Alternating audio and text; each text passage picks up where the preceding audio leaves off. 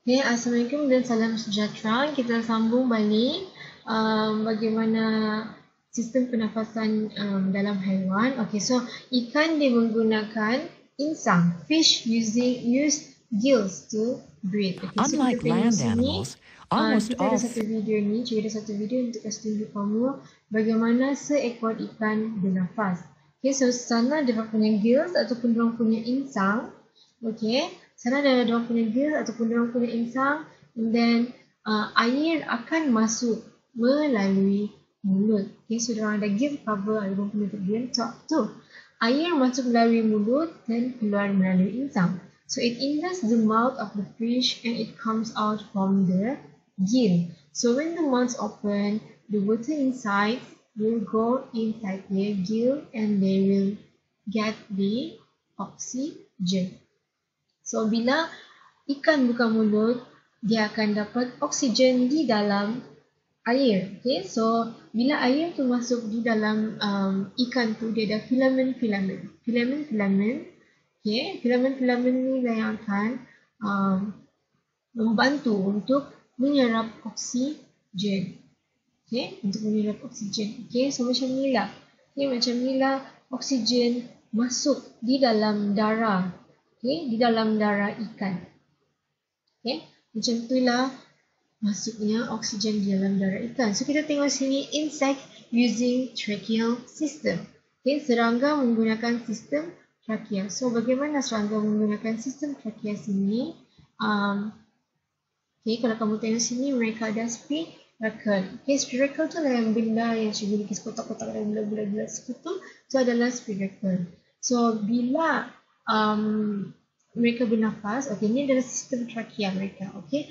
The oxygen will go inside the tracheal system through spiracle.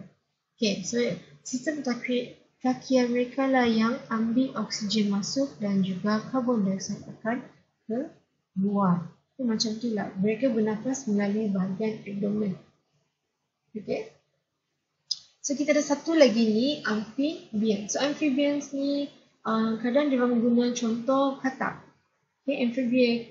Sometimes they use frogs as an example, or they use salamander. So macam biawak segitu, dia akan guna sebagai amphibia. Okay, bukan biawak yang reptil, tapi dia macam seperti biawak yang ada kulit lembab. Okay. So kalau kita tengok sini, bagaimana seekor katak bernafas adalah, kalau kamu tengok di dalam air itu, mereka ada lubang hidung. So bila lubang hidung dan juga mulut, sanalah diorang ambil udara. Okay, so diorang ambil udara, dia akan masuk ke dalam paru-paru. So it will enter to the lungs of the frog from the mouth and also the nostril. Okay, that's how they breathe through the lungs. Okay, the oxygen will come out, carbon dioxide will come out, and oxygen will come inside. Okay, carbon dioxide akan keluar dan oksigen akan masuk ke dalam. Okay, macam itulah mereka bernafas. Okay, so sini kita cerita sikit. Okay, so kalau kamu tengok sini, mulut katak akan sentiasa terbuka gitu, sebab mereka sentiasa mengambil oksigen. So dia boleh guna paru ataupun dia boleh guna kulit. Okay, they can use skin ataupun they can use their lungs. Okay, they can use the skin or they can use their lungs to breathe. Okay, so kamu tengok sini, dia ada lungs, paru dan juga mereka boleh bernafas menggunakan kulit. Okay, so kita tengok sini. Ni, okay, kita sudah habis belajar tentang binatang, bagaimana mereka bernafas. Okay, so sini kita ada masalah. Okay, masalah yang dihadapi oleh manusia. Okay, yang dihadapi oleh manusia dalam punya darah. Okay, so contohnya manusia, humans, we have diseases, blood diseases. For example, is anemia. Okay, so anemia is the person that lacks in iron and mineral.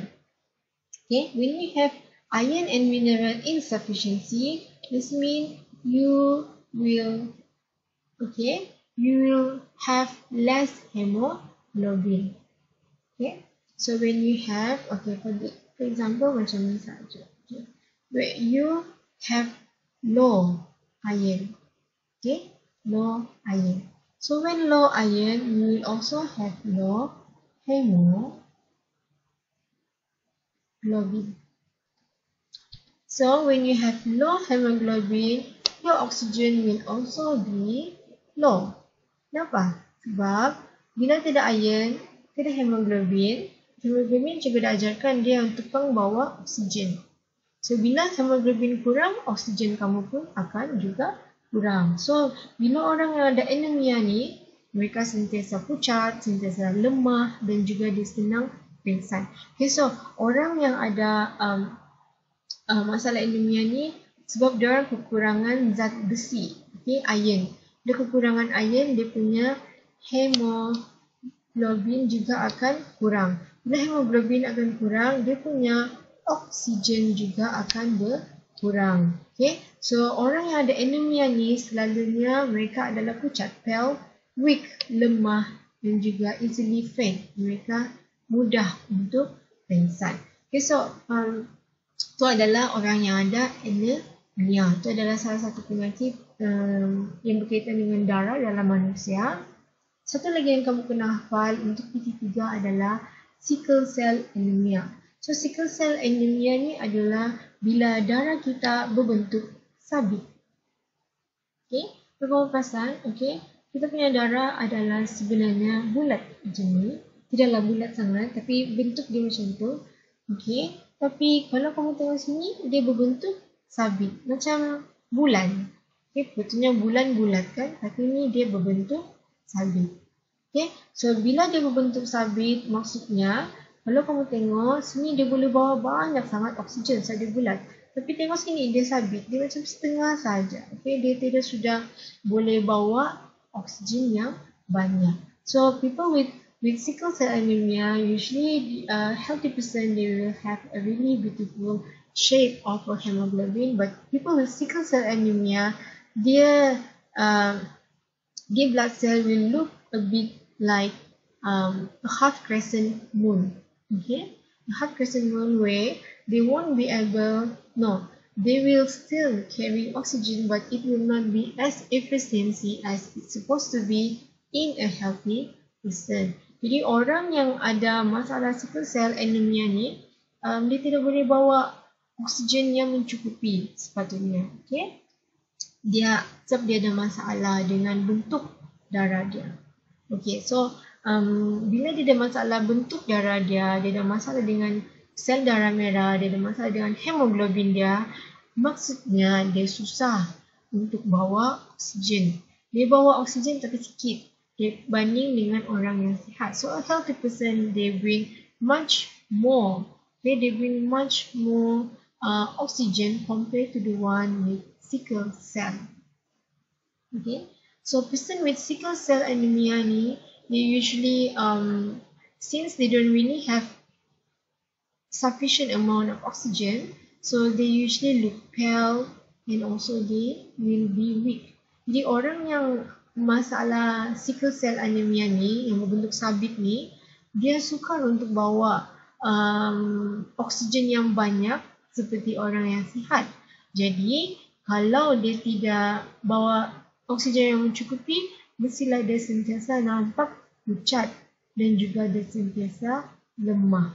Okay? So, itu adalah dua masalah yang kamu kena hafal lah untuk penyakit darah dalam manusia. There are the two things you have to remember, anemia and sickle cell anemia. This is always be asked in the objective question. If they not ask you in the objective question, it will be in the subjective question. So it usually will give you, it will bring up to 1 or 2 marks. Okay? Kalau dia guna objektif di dalam subjektif, dia dalam 1 ataupun 2 markah. Jadi kamu kena hafal lah, sebab sayang kalau hilang markah untuk bahagian ni. Sebab senang saja untuk hafal. Dia bawa banyak oksigen. Ini sikit saja. Macam mana bawa oksigen? Kan? Jadi bila kurang oksigen, orang tu akan nampak pucat. Okay? Dan juga dia akan menjadi lemah. Okay? So, sebab dia kekurangan oksigen. Okay? So, soalan ni memang sangat-sangat popular di penyakit dalam manusia. Jadi, kamu kena hafal.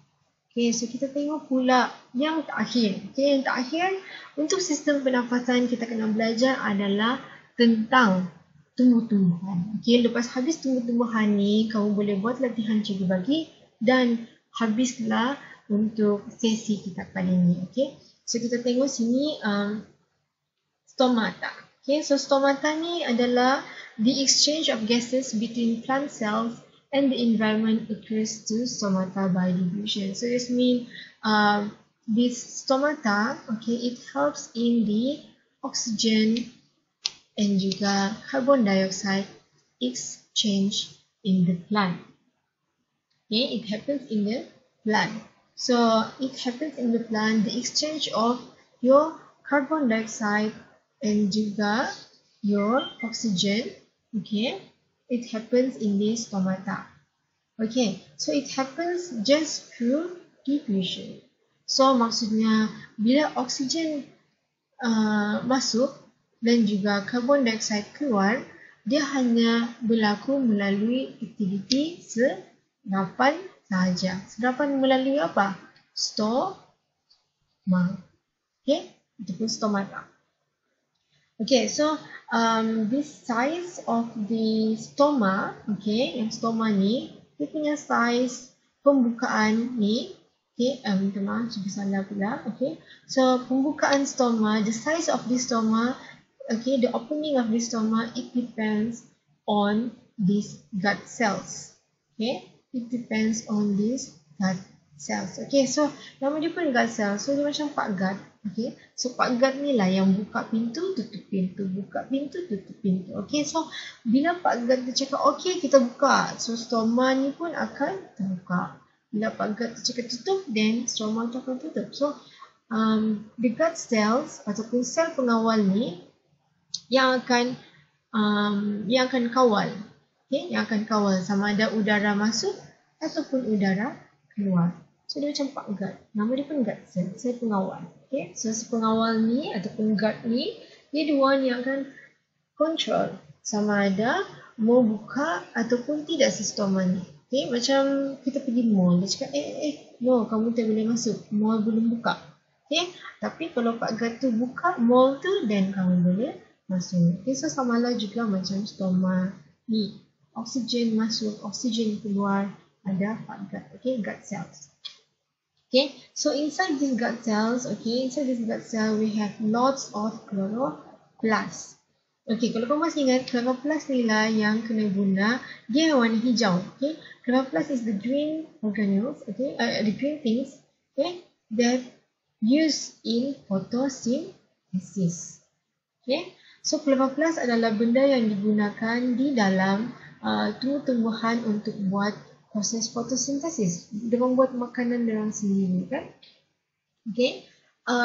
The inner walls of gut cells are thicker and less elastic compared to the outer walls. So, okay, di dalam gut cell ni, di dalam dia adalah lagi tebal banding dengan di luar.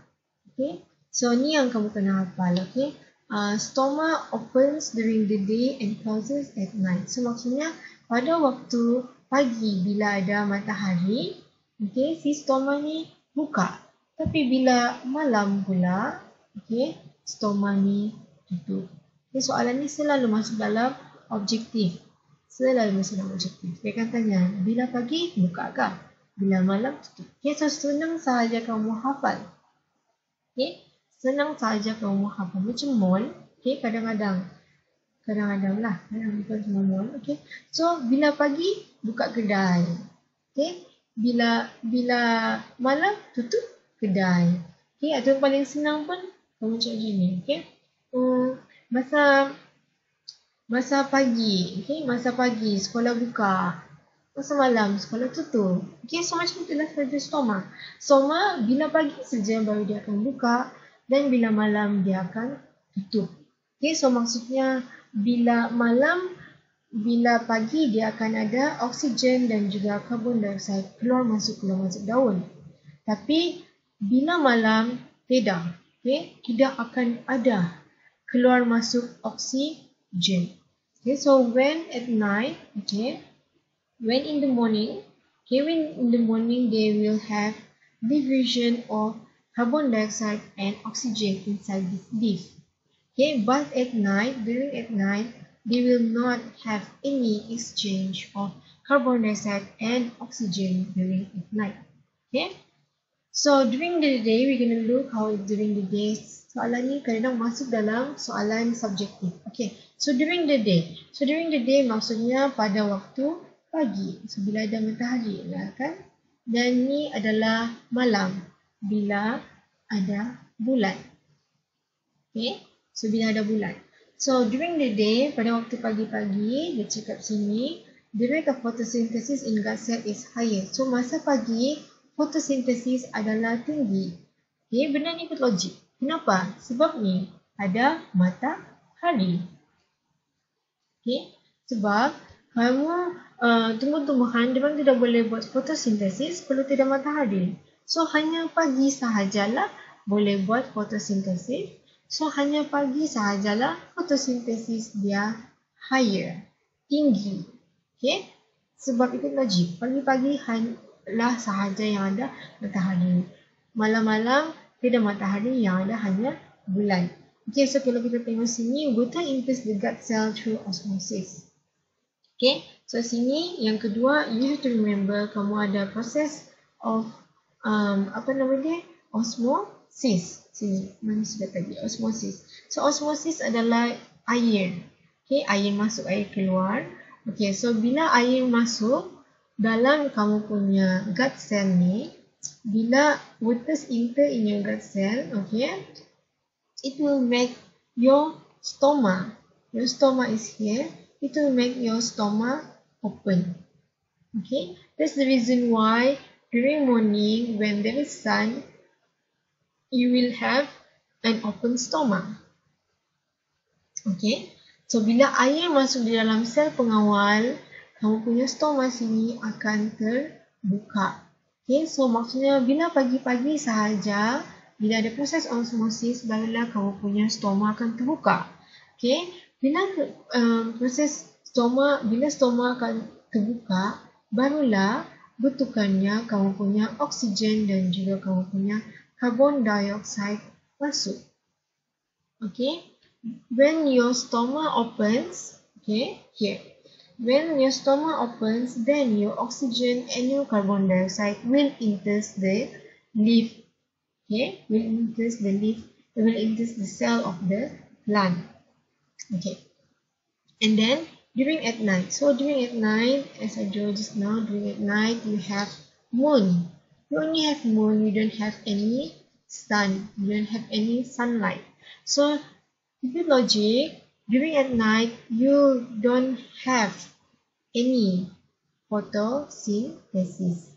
Why? Because you don't have any sun. You don't have any sunlight. So photosynthesis cannot occur. Photosynthesis cannot occur because you don't have any sunlight. That's one. And then also during at night, the water will come out from your gut cells. When morning, it will come in. When at night, it will come out. So when it come out, this means your stoma here will be closed. Because the reason why it becomes open is when a gut cell, when a gut cell receives water, then it will open. But when a gut cell reduce the water, then the stoma will close. So maksud cikgu adalah pada waktu malam fotosintesis tidak akan berlaku. Satu lagi, pada waktu malam air akan keluar daripada sel pengawal, gut cell. Bila air keluar daripada sel pengawal, maksudnya bila iron keluar daripada sel pengawal, maksudnya kamu punya stoma, okey, kamu punya stoma dekat bahagian ni akan tertutup. Okey, so bila kamu punya stoma tertutup, maksudnya kamu punya oksigen dan juga karbon dioksida, pertukaran mereka tidak akan berlaku. Okay, it will not happen at night. Okay, it will not happen at night.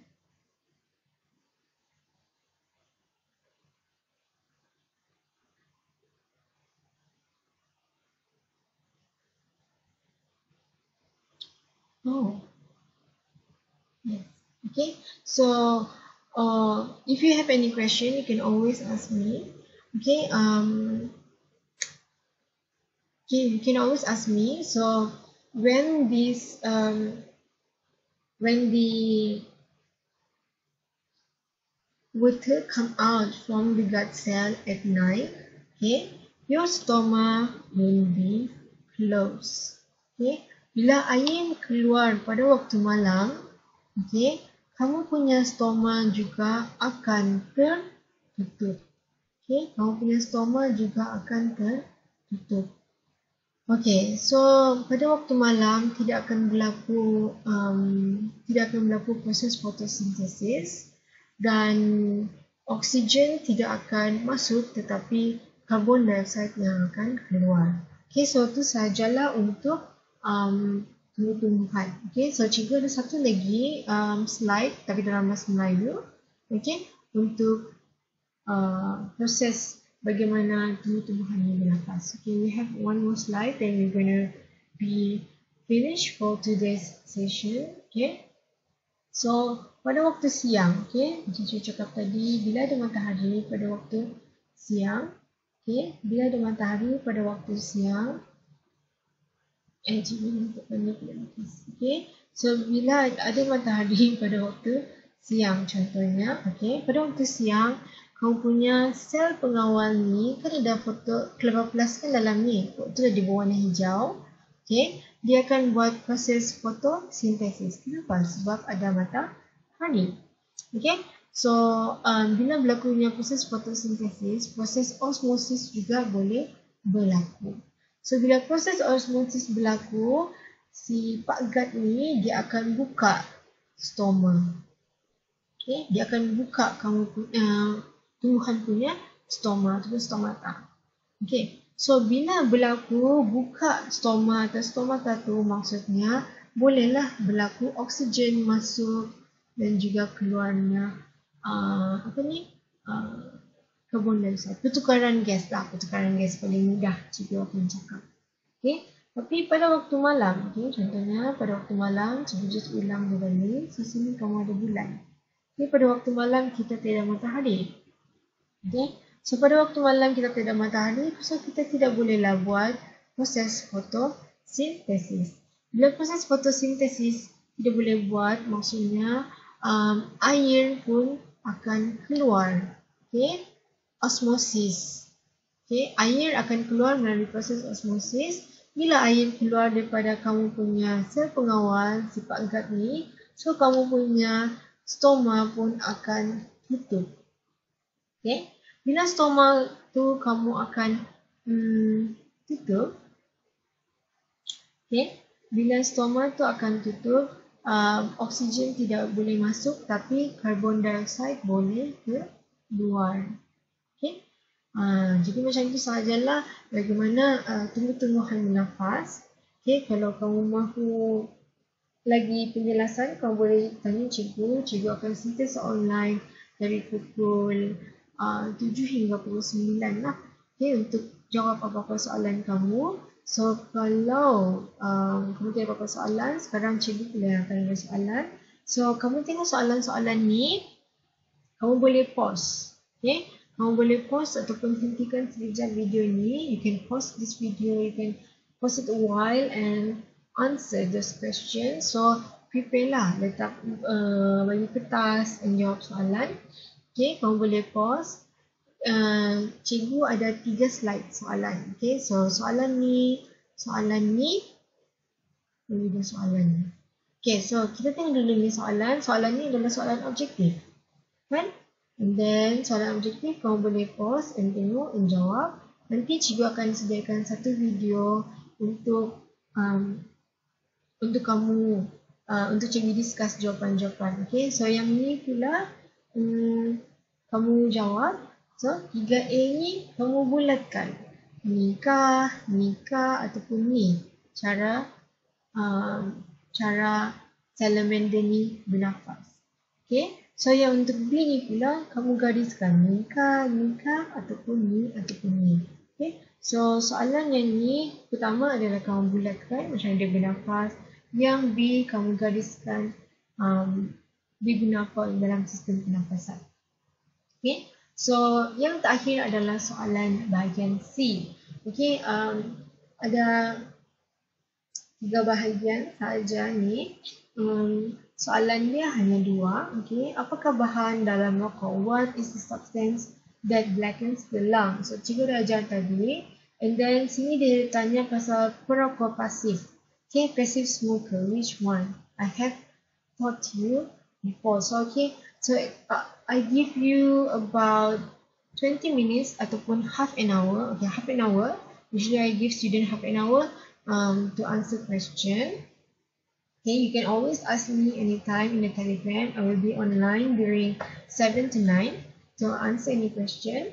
And kalau kamu sudah siap jawab, kamu boleh buka video terakhir iaitu video skema jawapan. Okay, you can open the next video, the last video, which is the answers.